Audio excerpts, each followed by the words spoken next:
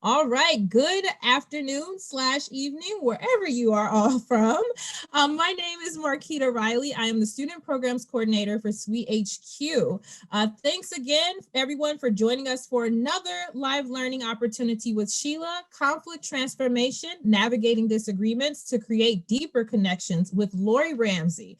First, I would like to take a moment to thank our sponsors for their generous support of our program, Lockheed Martin, Cisco Systems, Motorola Solutions, and General Motors. A few housekeeping items that I would like to go over really fast. Again, this session will be recorded. Of course, we know that some of you all might not be able to attend the session live, so we are going to make sure that you all have an on-demand recording available in the Google Classroom. Don't worry, for those that are like, what is that? Where is it? It is our Sheila Classroom that we did make available for you all not too long ago, and you can gain access to it. I'll make sure that you all have the link in the class code to access all that information, so no worries there. You guys can remain muted while you're on this session. Don't have any problems with that, but if you want to open up and say something out loud versus in the chat, feel free to do so when we give the room for that. Also, you do have nonverbal reactions as well, so you can feel free to raise your hand if we need to assist you on a logistical end, or if you just have a question for one of our speakers today. Again, if you have any questions and you don't want to necessarily speak on them out loud, feel free to type them in the chat, and one of our student programs volunteers will go ahead and answer those for you if you have any questions. Okay, I think we're getting ready to get started. Let's go. So our next slide is going to be our introduction to our lovely presenter this evening, and she's going to do a phenomenal job of giving you a little brief background about who she is and what she does. She's going to give you an amazing session. I'm going to go ahead and stop talking now and pass the mic to our presenter, Laurie Ramsey. Good evening, everyone, or afternoon, depending on what time zone you're in. Pleased to be here today to present this session. My little background is I'm a fellow life member of the Society of Women Engineers, which means I'm old, and I'm co-chair of the SWENEX Programming Subcommittee. I have a chemical engineering degree, and I have 32 years experience at Ford Motor Company in Dearborn, Michigan. I'm also the mother of an adult daughter who just got married last fall. And I'm an active retiree who enjoys volunteer work, outdoor activities, and home improvement. And we were discussing earlier, I'm trying to get back into running. Also joining me will be in the breakout room, several of our SWENEX committee members, so you get a chance to meet them in our breakout sessions. And today we have a few learning objectives. And after participating, you should be able to describe the different types and levels of conflicts, identify your current conflict transformation style, and explain the 4 steps to transform a conflict. But first, we want to start out taking a poll into a group. So Marquita, if you can get the poll going.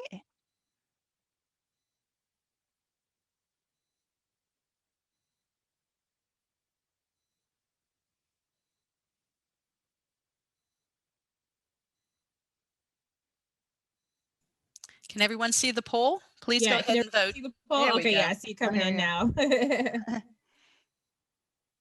All right, so we have 2 out of 6 that voted. I'm going to give it another 30 seconds just in case someone didn't get a chance to vote. There we go. I see them coming in. Oh, you can't see the poll. Interesting. So I'll just say it out loud if you want to respond, because I'm not exactly sure what happened with that. But the first question is, what grade are you in? The second one is, what's the biggest source of conflict in your life? The options are school, family members, friends, or work. And the third question is, how do you think about conflict? Do you hate it and you avoid it at all costs? You're like, hey, it happens, so I deal with it when I have to. Or you're like, bring it on. I like this challenge. I like a little conflict in my life. So you can type that in the chat if you want to respond. And then I'm going to go ahead and end the poll now. So it looks like just about everyone. If you all are just coming in, we did have a poll that we're running, so you should be seeing it on the screen if you have not already. So I'll give it like another 30 seconds. I'm sorry. Looks like I saw some people just come in.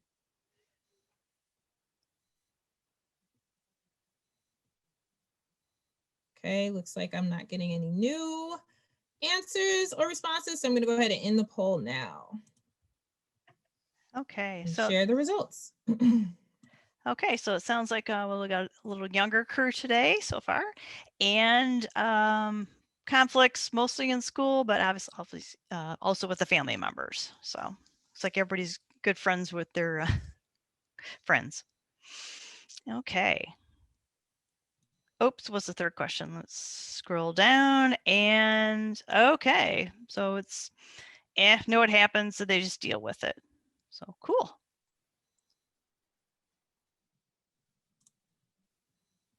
Okay, we can exit out of the poll.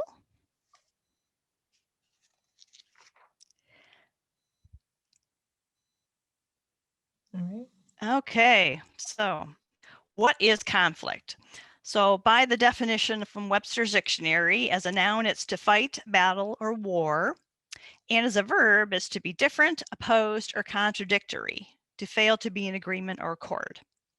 A conflict involves layers of emotion versus a disagreement is very short term or it's a single issue. So an example of a disagreement would be, I like learning online versus another person would like to do it in person.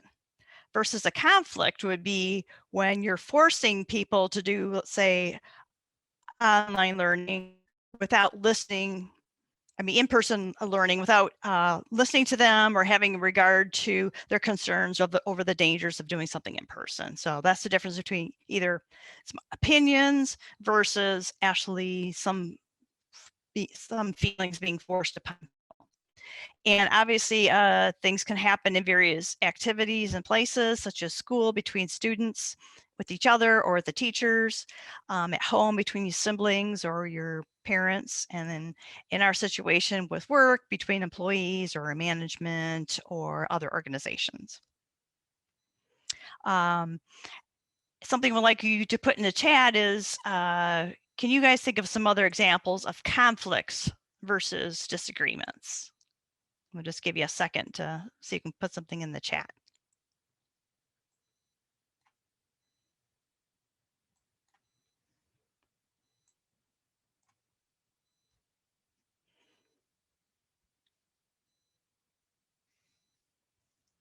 And I'll just throw out some examples if you guys don't think of it.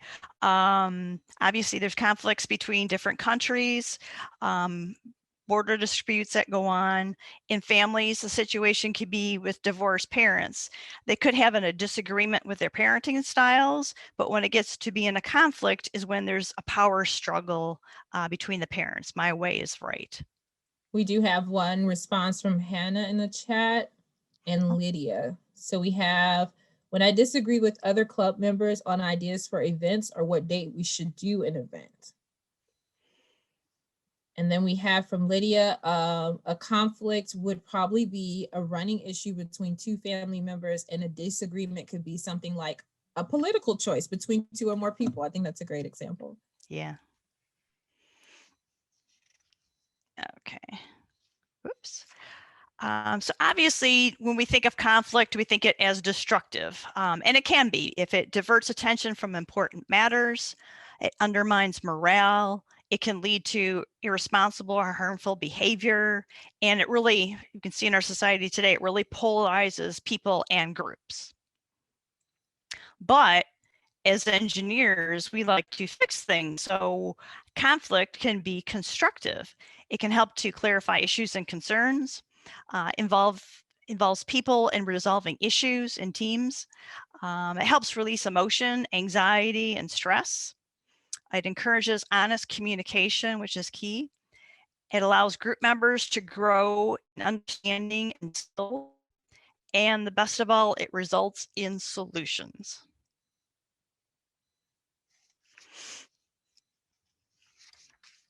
Right now, I'm going to go through the 4 different types of conflict.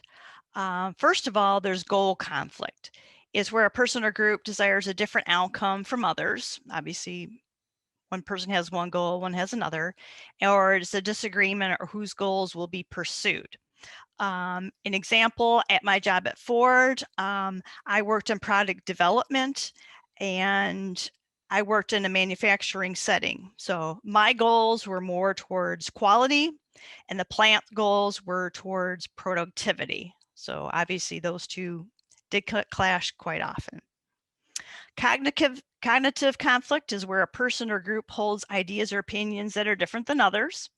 And this is often seen in political debates.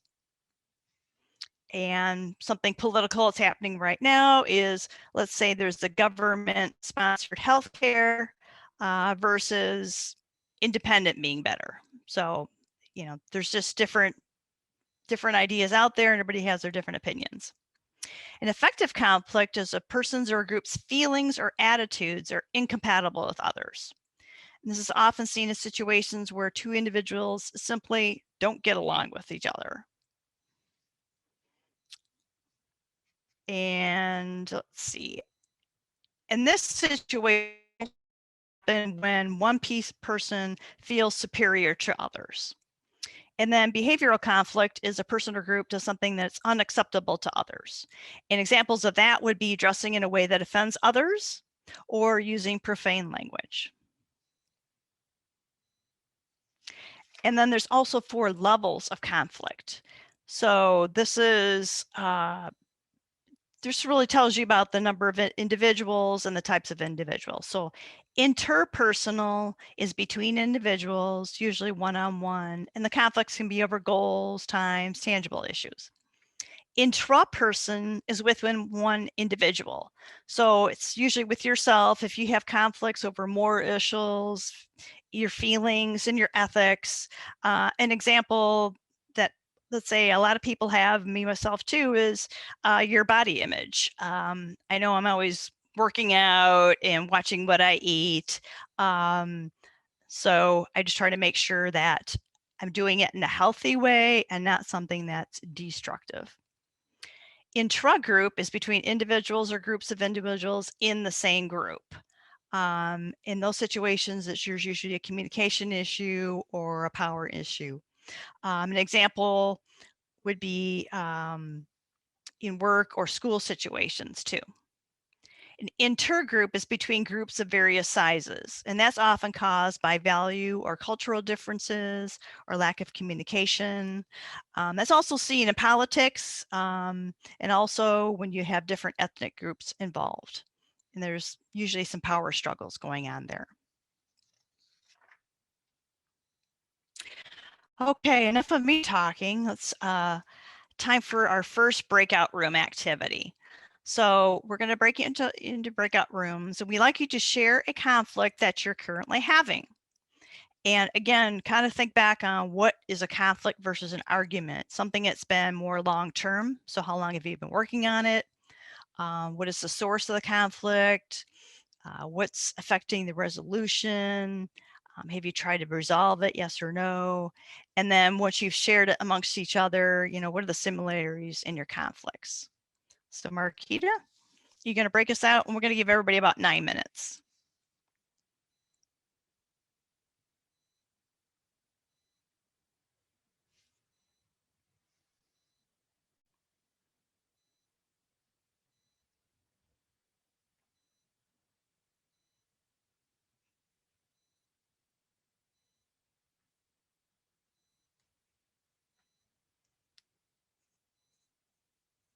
You're on mute, Marquita. Yeah, totally was on mute. Just talking away. Sorry about that. I've assigned you all to your rooms. So go ahead and make sure that you click the join button now. Mentors, I will make sure that you are in a room, so don't worry about that, okay? Give me 1 second.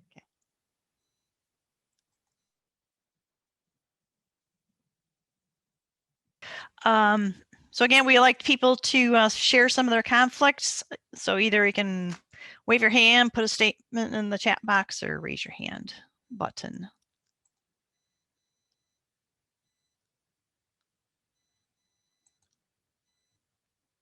Oh, that is Hannah. Go ahead. Yeah, hi. So One of the conflicts that I talked about with my mentor was just how I'm in a robotics club right now, and a lot of the upperclassmen have basically been taking charge with everything. And even when us lowerclassmen have tried to reach out and say hey, I'm open, I can help with building or something like that, we either get ignored or they say yeah, but then no, we don't actually ever get to actually help with the club. And then when we do things, it's sort of the upperclassmen try to take credit for them, and it's been something going on for the whole year. Yeah, it sounds like the power struggle going on there. And it sounds like they're not listening to you. Yeah, exactly. It's sort of just talking to a wall at times, but we've tried. Yeah, how have you tried? Yeah, the lowerclassmen in the club are actually the minority, which makes it even more difficult because the upperclassmen and them also being seniors, they have so much seniority over the club. But we've basically we've taken initiative for ourselves, and we for example, we started doing inventory and just getting ourselves familiar with the parts and logging them and having something that they never had before. And we also built the field for the robot. And, since everything's remote, we had to build it out of cardboard boxes and everything this year. And then when it finally came to asking to help with the robot, since everything else was pretty much done, we did that by sort of going up to the most approachable of the upperclassmen and just asking hey, what can we do? We would love to get more involved in the actual building process. And so, yeah, we just asked basically. Yeah, asking questions is great. All right, thanks. Anybody else?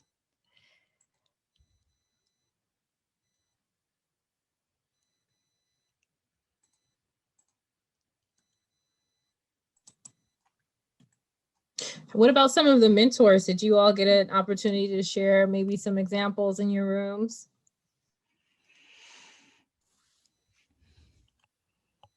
Well, I'll share mine. It was kind of like a morph between Lydia and mine. We were talking about kids and parents, as far as the parents may not want to let their kids, let's say, go out or take the car or do something. And the kids want to have more independence. So it turns out it seems to be that fear factor on the parents. If they go out, something's going to happen. In my situation, it's oh, if I let my daughter have the car, I don't have a car here. If she's in an accident, what do I do? So it's trying to get to that root of what was the hindrance to it, and it was fear. So it's trying to get, what does the child want? The child wants to, have some more independence, but why isn't the parent letting them have it? It's more of a fear factor. So, we're trying to get into more education and and understanding too, to break down those walls. The one that I shared had to do with working with volunteers, that it's very different than when I was a manager at Procter & Gamble and, I said, hey, this is the way we're going to run this test, after you're getting input or whatever, no, we're going to run it this way. And if the person disagreed, it's sort of hey, we're going to run it this way. But with volunteers, in an organization, a nonprofit organization like Society of Women Engineers, volunteers are so precious. And so if there are disagreements or conflicts, you got to be really careful with how you approach it and how you deal with volunteers, because if you get them really upset about what you're trying to do or what you think we should be doing, they'll just leave. And I've had that situation here in the Pittsburgh area where I was just really sort of disagreeing with a person in how she was viewing some judging that we were doing. And, I came on too strong. This was, back in my younger volunteering days. I came on too strong and she ended up leaving. And so it's I learned a little bit of something from that. You can't come on strong. You gotta, the volunteers are precious. I firmly believe that. And so you got to find other ways to deal with conflict than, it's not my way or the highway, because I'm not their manager. I'm just another volunteer. Yep. Thank you, Mary. I think that translates across the board too. I think like in general, like your family is precious, people you work with is precious, volunteers, like friends. And sometimes you do have to kind of like do a self-check, right? And like think about that when you're having conflicts with people, because you do care about them and you want to walk away with a pleasant experience versus feeling like, oh, gotta walk away, too much going on over here. So I think that's a really good thing. All right, thank you. Okay, so let's move on, and we're going to get into what triggers a conflict. And the first thing, which happens a lot, is criticism. And that's always auto response. You know, somebody criticizes you, you're going to fight back and just say, no, it's not that way. The next one is demands. Demands may be too high. Cumulative annoyance and rejection. That's a big one. And an example of cumulative annoyance could be something always keeps happening, so it's perceived as they don't listen to me. So we obviously just had an example of that one.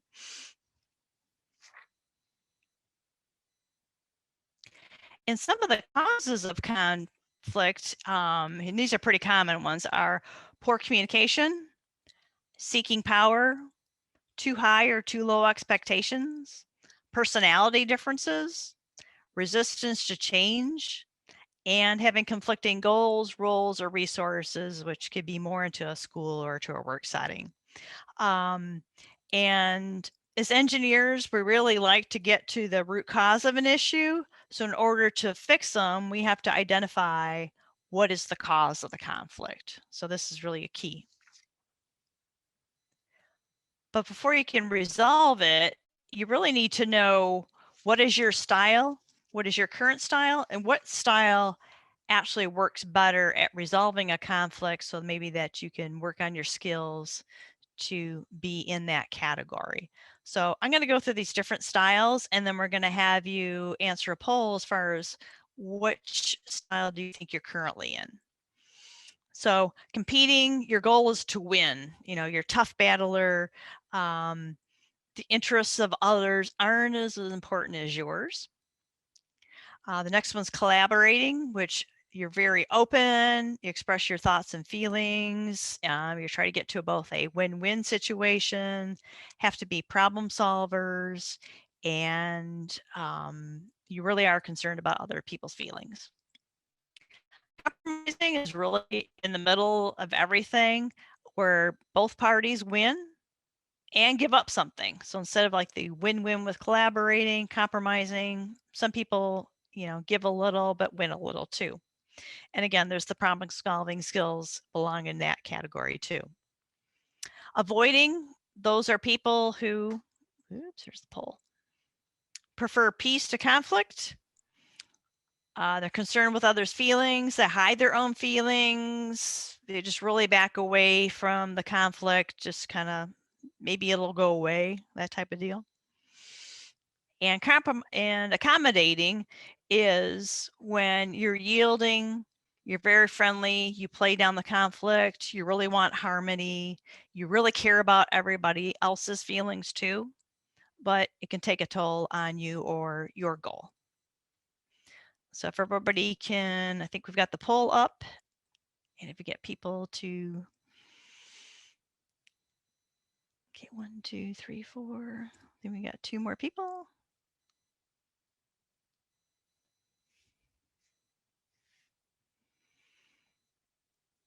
Okay, so really we got people in the compromising, which is great, and accommodating. So we got some work to do here. So, but it's good. It's sounding like people are caring about each other, which I think as women, we tend to be a little more caring about others' opinions versus not. So that's a good thing. Okay, can everybody see the poll? Hope so. Okay, that's great. Right. I'm going to stop sharing now. Oh, okay. The poll. Okay. Okay, and why is conflict transformation important? It's very important because you want to see clearly and resolve situations, and you want to diminish your losses. I mean, you don't want to lose productivity, don't want to lose money in the situation of my plant, and you don't want to lose relationships. And if you do that, things will clear up.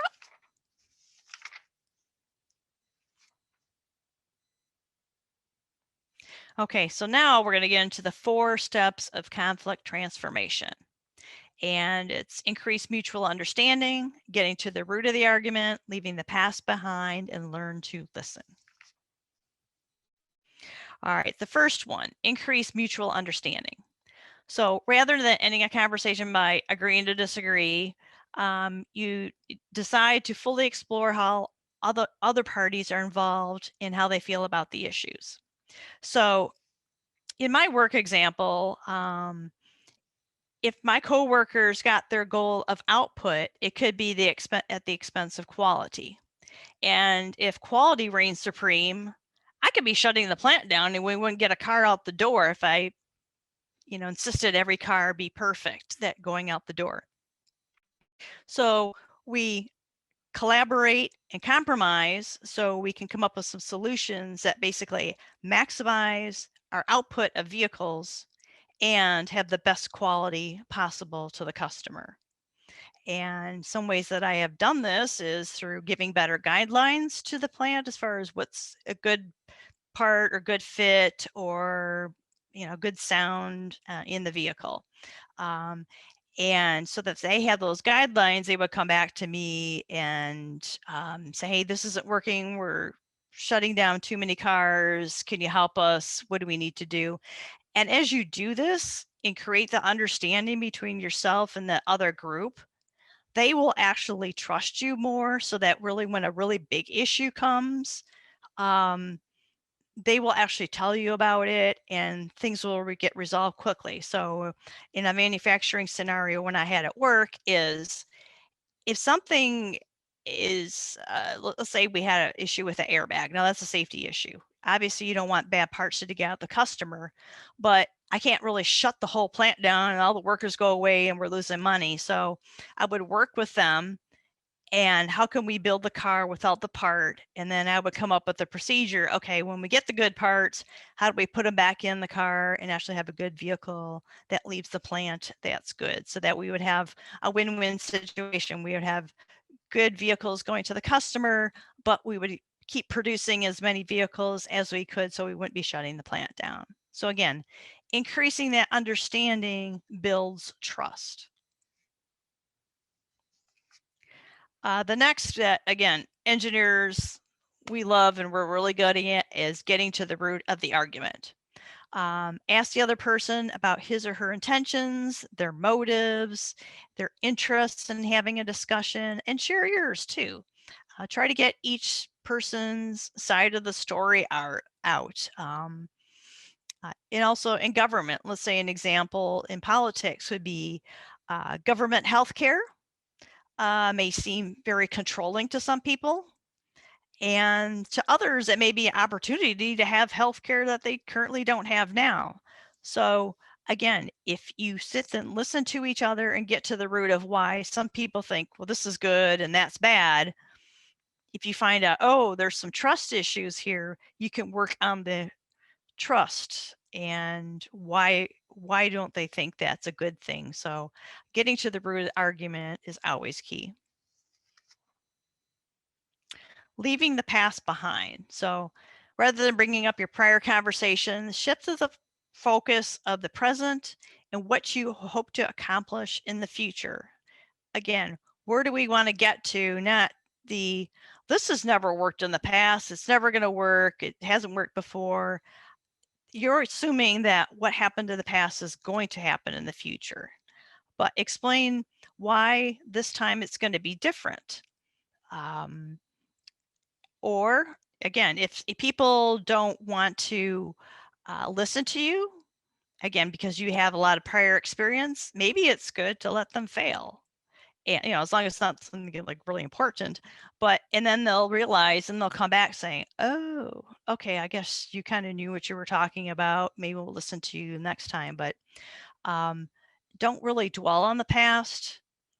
Just keep focus of where you want to go to. And the most important one is listen to learn.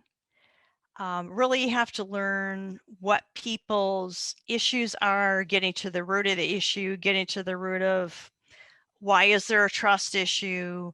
And a lot of keywords that I've been hearing out there lately are tell me more or help me understand. It fosters a connection, and it lets them know that you're paying attention to them, that they are important. So then there's less of that power struggle going on. An example that I've had in my work situation was, again, back in our manufacturing plant. Again, it was always the clash between the product people and the manufacturing people. So we were running a test or some trial parts, and we were trying to feed the parts into the system offline. And the one operator says, that's not how you do it. You have to do it this way. I have to get my part like I normally do. And he was really causing real brouhaha. And we were doing it to process, so we didn't quite understand what he was all upset about. So we're like, okay, we'll feed it in whatever you want. Just we were hearing what did you want?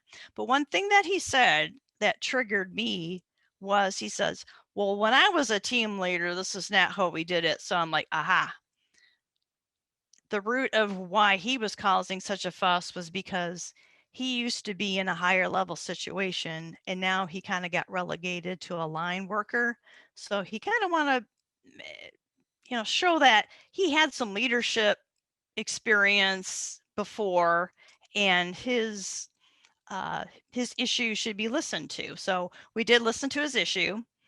Did the trial how he wanted us to run it, ran fine after all that. And the next day I came back in the line to talk to him, see how things were going. And he said, oh, I'm so sorry how I behaved yesterday. I had a lot of things going on. So again, getting to the root, I knew there was something there, went back and talked to him. And every day that I went in the line afterwards, hey, Harry, how's it going? Or if he was out for a day, oh, hey, were you sick? What's going on? And never had an issue after that. So again, fostering relationships really helps overcome some of these conflicts, and really listening to each other is really key to overcoming these struggles. So now we're time for another breakout session. Okay, so for the conflict that you shared before, and using the steps that you just learned, what action will you take to transform the conflict that you talked about? So again, we'll do the 9 minutes. It might be a little bit less than that, but Marquita?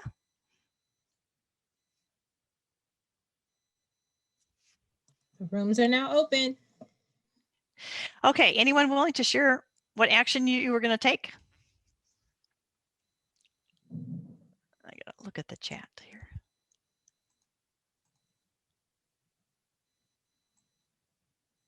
See, Hannah has her hand raised. Okay, Hannah? Me again, sorry. Yeah, I figured because our club meets every Sunday, so, and this next Sunday we're basically talking about what we want to do for the club in the future. So I figured I would take those steps that you mentioned about sort of like listening and sort of finding the root. So I figured I would sort of just ask them what they hoped to gain from the club, like the upperclassmen who have sort of been like very hands-on, like what they hope to gain from the club, and sort of learn like why they wanted to be like the main workers on it. And then from that, like just sort of ask them for like the future, what would they want to do, and like would they be willing to like come back and teach us later when the club is not so focused on just building a robot. Yeah, or even bring out that if you don't start taking more of an active role, what happens when they're gone? Exactly. We talked about that in my breakout room. Just like they enjoyed this club so much, so they have to teach us so that that enjoyment can continue. Have another one from Lydia. She says, if you nod your head if you're okay with me sharing. I don't want to share if you don't want me to share. Okay, cool. Gonna work on communication and getting to the root of the problem when it comes to fear that causes conflict with things like parents and kids. Yeah, Lydia and I were in the same one. And so just the communication, and even the specifically on communication, asking why, why is there some fear there? And then getting into the fixing part would be just getting more information. So maybe the fear is based on one set of data where you can go and find another set of data that may contradict it or may help people overcome their fears of why they're acting a certain way.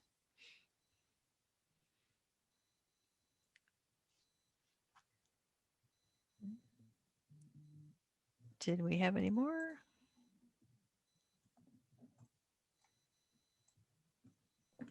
I have a small nugget to share from our room, I guess.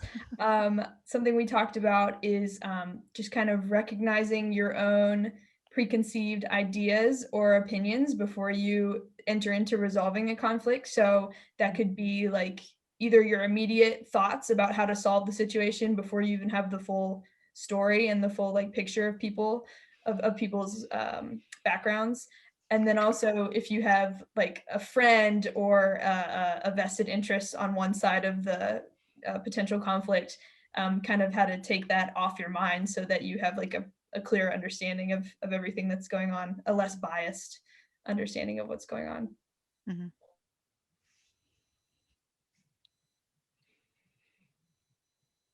Okay. So we can talk about that a little bit more on the next slide, as far as just a summary, what we've been talking about and finding some other ways to help resolve conflicts. So again, remember, conflicts involved emotion and they're long-term, and a lot of these things are just kind of built up over time. So it's usually something that's not going to get fixed instantaneously, like an argument over, what are we going to have for dinner? So the fixes might be a little bit long term. So again, there's a lot of conflict that's happening now out in the world. So again, things aren't going to happen overnight, but finding out everybody's different style and how to, use some of the other styles to start respecting other people is where you need to practice also. And again, remembering conflict is both positive and negative. So work on the positive, because positive means that we will have growth and we will have fixes and we will have a better parts and better societies and better teams, etc.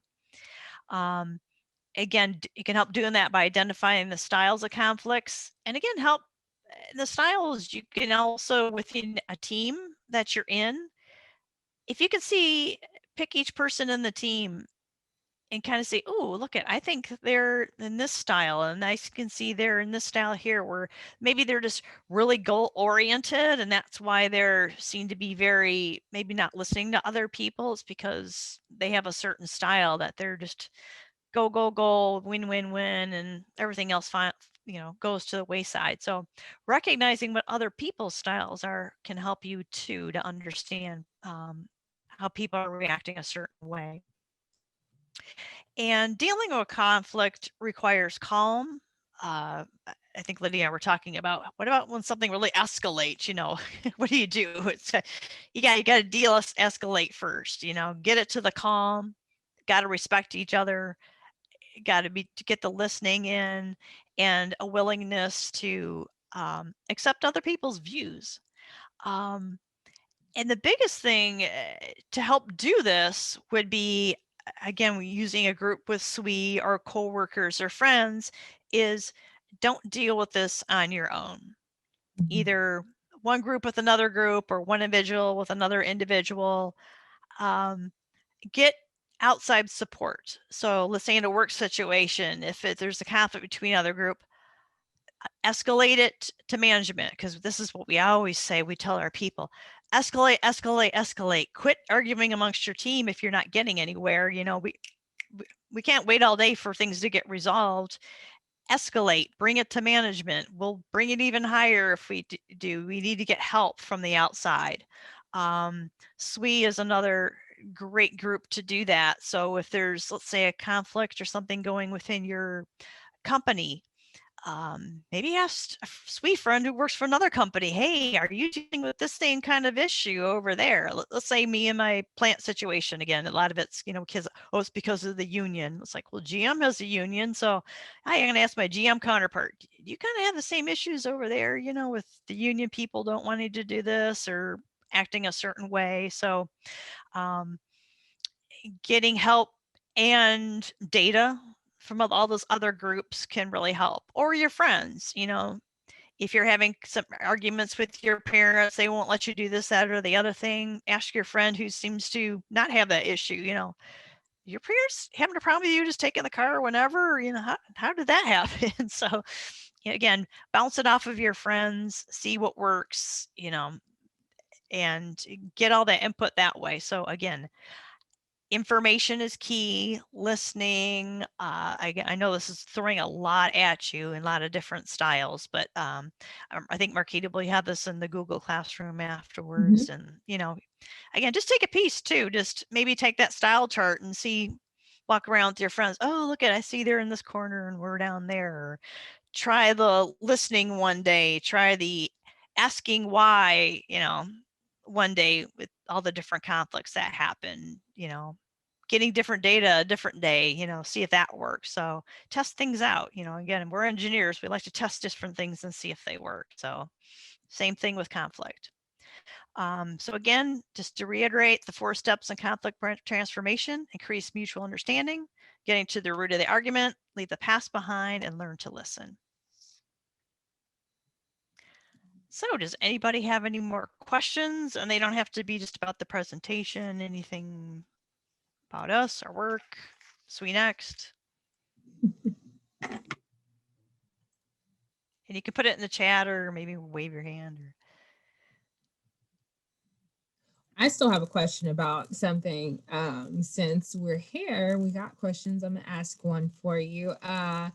What happens if you run into a conflict and it just seems like you literally can't resolve it? So maybe it's not a work situation, but it could be a family conflict, and you find yourself like, we're getting nowhere with this. You might have taken all the actions, you've done the asking why, you've done all those things. What do? Do you wash your hands of that situation? Do you need a mediator? How does that work? Yeah. I mean, you could do either one. It just depends on how important it is. So if it's something that's really important, you may need a mediator or an outside expert, hey, we got to go to therapy or something like that. Or again, if it's something that's not that important, then, why are you letting it eat at you and that other person and destroying the relationship when it's something where it's like, why are we arguing about this? This is, move on to something else, because not everything will always be resolved. People are steeped in their opinion. Again, we're seeing a lot of this in society. Some people they're going to believe what they believe, and so some of it that gets to the point of agreeing to disagree. And again, as long as you're listening to other people and being respectful, that's okay. But when you're getting to the point where you're not respecting other people, and that's when it needs to get resolved. Okay. It's a really great point. I think sometimes we forget that's an option. We can agree to disagree. You know what I mean? And we can still walk away from the situation feeling good about each other and still being able to work or be friends, or to love each other as family, or just love each other, period, as humans in this world. Like, it doesn't have to be a like all or nothing, like what we talked about earlier. It can definitely be like, hey, this we're not going to see eye to eye on this, and that's okay. I think I respect your position, you respect mine, we can leave it there. I think that's a really great point. Very, very good point. Anybody else have any questions?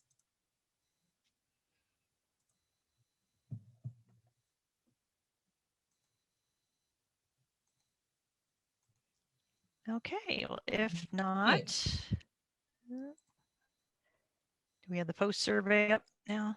Oh wait, Hannah, did you have something? Yes, sorry, it just occurred to me. But yes, for Laurie, like you mentioned that you worked for Ford, and like I know that sometimes, like I don't know if it's just a stigma, but like I know that sometimes the mechanical engineering field can be very like male dominated, and I wonder like if you did have any conflicts dealing with that, like how did you deal with those? Well, the whole industry is male dominated, but yeah, it's a little bit more in manufacturing. But I didn't see it as an issue. But I think it really was important to get the female support. So let me give you an example. Being in the plant, normally they didn't get not summer interns, but people graduate straight from college. They would get people later on in their career kind of working through manufacturing. But over the past few years before I retired, they were actually able to get direct hires into the plant. But part of our Ford College graduate program, it doesn't matter how you're brought into the company. For the first 2-3 years, you're supposed to rotate around in different assignments. Well, sometimes when the plant, they get hold of these kids out of college, they want them just to throw them on a line supervisor job and kind of leave them there and then forget about the program. So the first 3 that came in, they were all men. They're all men, guys, kids. They're all kids to me because they're my daughter's age. They left the company because the plant treated them that way. But then the next one that was in, we actually recruited her at a SWE conference. So we met with her during college when she was in, during the, they come in during the summer and do a little, pre-meeting, with HR and figure out where to live and all that stuff. So we met with her and a couple other ladies during lunch, and she said, yeah, I'm not sure where to live, things like that. So I actually helped her out. She stayed at my house for a couple months. Well, we tried to find her an apartment. I brought her into the plant the first day. The plant didn't even tell her where to show up. Well, it turns out because the assistant plant manager's mother was in the hospital. So, but so I kind of helped her and guided her through that whole process. And then later on, she started doing her rotations, which was fine. And then sure enough, the plant wanted her just to be out on the line forever and not finishing up her rotation. So, a couple of us, we went to HR and says, this is not how it's supposed to be. And I even had the assistant plant manager, a female, came to my desk and said, how dare you do this? I'm going to go talk to your management and HR because you're telling her she's supposed to be rotating around. We want her in this certain place. We need her here. This is a manufacturing plant, They went to HR and HR said, Laurie is exactly right. You can't take her off the program. She's got to rotate around. Turns out, they're giving her a really good assignment after that's in charge of all the equipment and the computers and everything. She is the only engineer who actually stayed in manufacturing in that plant afterwards. All the other ones quit. Oh, and there was one other guy before her. And again, Laurie interfered a little bit between me and his mentor back in Dearborn and got him somewhere else in Ford. So again, using, trying to find people outside your specific conflict or organization to help you out. Again, either it could be your official mentor, which is what the one guy's situation was. He had a mentor back in Dearborn that I happen to know. So him and I worked together to find him some place outside of Ford because the plant was treating him so poorly. And again, Jessica was the only person actually stayed in the plant and got a really good job and finished her program appropriately because we interfered for her. But again, through SWE. And, and she actually used me as like a role model a couple of times. She came over, saw how I was dealing with somebody back in Dearborn on the phone. She must have overheard because you usually were in the big bullpen area, and she's like, you go get them, Laurie, and you tell them what to do.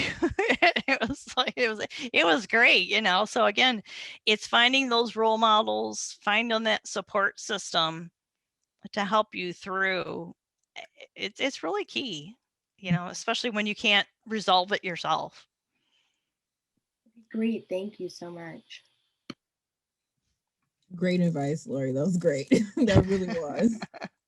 Like sometimes you just need somebody to help you from like giving up, because people give up and it's like, forget this, it's not what I'm looking for. But it's good when Oh you have yeah. somebody like, no, come here, I got you, take you under their wing, Yeah, I mean, it's a big company. I mean, I was used to, you know, if you work in a big company, you can actually move around a lot, because I felt like, oh, I went to the University of Michigan and I made a big school small because I could walk down the street. I would know people left and right, either from engineering class or from the band or whatever, and if I can do that, I can do that in the big company. But again, if you ended up like stuck somewhere, you need somebody to help move you around so that you're happy, not just your bosses being happy, so you all have to be good workers or get a good product or, whatever.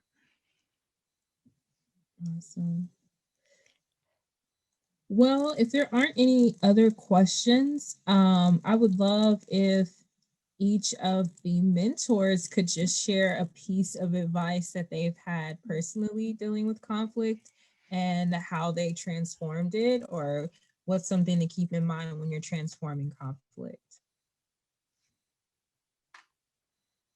Guess I'll start with Mary, since technically Laurie already answered that question. Yeah. I'm gonna answer a different question. I was thinking about what kind of conflicts will these young ladies face when they go to college? What are some of the typical conflicts that happen? And one that I've seen from my nieces and nephews, the very first one they face is the roommate conflict. Here they are at the dorm rooming with somebody else and that they don't know. And there can be all kinds of conflicts from my nephew had a person who was baking bread in the room in a little toaster oven. It was against policy, but there they were, and he'd leave the stale bread around. Another one had a roommate that slept all day long and would stay up all night long when my nephew was trying to sleep. So the whole roommate conflict. So getting aligned on those 4 steps to resolve a conflict of getting some mutual understanding about what how are you and what kind of how are you going to live and what are you going to do, and figuring out the root of the argument and what their intentions are, etc. I think are really important. The other big area that I've seen and that I personally experienced in a conflict is when you're assigned either a lab partner or a project that you're on with 3 or 4 other people to complete an engineering project, and perhaps one of the people don't have the same desire to get an A that you do. And so, after the first week, they stop showing up at team meetings, they don't deliver their content when you're supposed to, and you're wondering like, what the heck is going on? And I know from experience that the teachers don't really want you coming and complaining to them. They want you to figure it out on your own. And early on, if you get a mutual understanding, it turned out this guy didn't care if he got an A or a B or a C. He didn't care. Meanwhile, I was working to be a summa cum laude. I wanted that A. Trying to make sure you understand what their actual motivation is. And am I going to do worse just to spite this guy, or am I just going to do his load and move on with life? So those are 2 areas that I see as people start college, that these skills of how to work through a conflict could really come in handy. Yeah, and as Mary said, her second example, that is a typical interview question that we give is, when you're in that situation, what do you do? And usually what the answer I hear is, I just do the whole project. Let the other guy skate or whatever. So it's like, oh boy, not exactly the right answer, but and again, so as Mary said, try to use these skills to fix it versus, again, doing all the work yourself, because again, how you manage that situation, that may impact a further interview or your work situation later on. Lucy, did you have anything to share? Oh yeah, just really short. I was told once at the end of a conflict by an older female mentor that I had that I shouldn't feel like I have to resolve conflicts because I'm a woman. And I think her heart was in the right place, but I didn't like the way she told me that advice. So I'm gonna spin it and tell it to you all in a slightly different way.